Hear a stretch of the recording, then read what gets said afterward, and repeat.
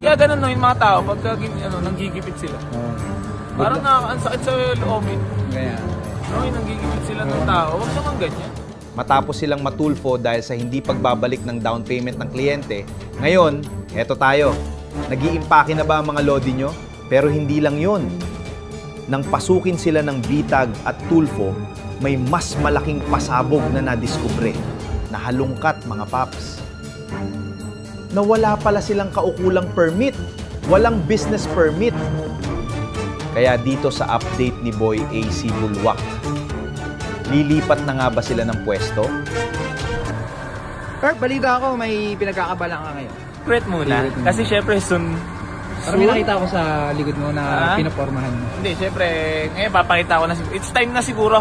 It's time. Para mapakita yung na-invest. Tinatago, Yung yun. tinatago nating, kahit na medyo mahina-hina, umarangkada pa rin naman. So, eto na. Ito na ang soon natin. So, ito na ating soon. Ay, sarap na maputay na ilang square meter. Utang ina, ang sarap naman ng nabili mo, pare ko. Sarap naman ng nabili mo na lupa, pare ko. So, dito na tayo Di-display. Ay, sarap naman ang garahe natin. So, ayun, extend new garage na pagpaparkingan ng AC Garage. Yun. Maraming salamat po sa inyong lahat. Sa lahat ng sumusuporta. Dahil po sa inyo to. Dahil kaya, sa mga basher at mga viewers. dahil sa mga basher to at mga viewers natin. Kaya nagkaroon ng ganito. Nagkaroon tayo ng ganitong parkingan. Abangan nyo mga bossing ko, medyo mas maganda-ganda na ang ating lugar dito. Oo, mas Hindi mabilis. na, Transak. Hindi na looban. Hindi na masyadong looban. Kalsada agad. Kalsada agad. Paglabas at pagpasok ko. Oh, yun. Kalsada na agad. Yun, So kaya highway. gusto ko lang din kayo isama. Erp. Ikaw Erp sa na-invest ko. Ayun, grabe, ang ganda na ito. Sobrang laki na ito. Ano man sabi mo Erp? Tama na kasha. Si AC Garage Kasha dito mga 30. Mapera din pala talaga. Mas Secret- lalo pa ako, mas lalo pang magkakapera. Simple ka lang, simple.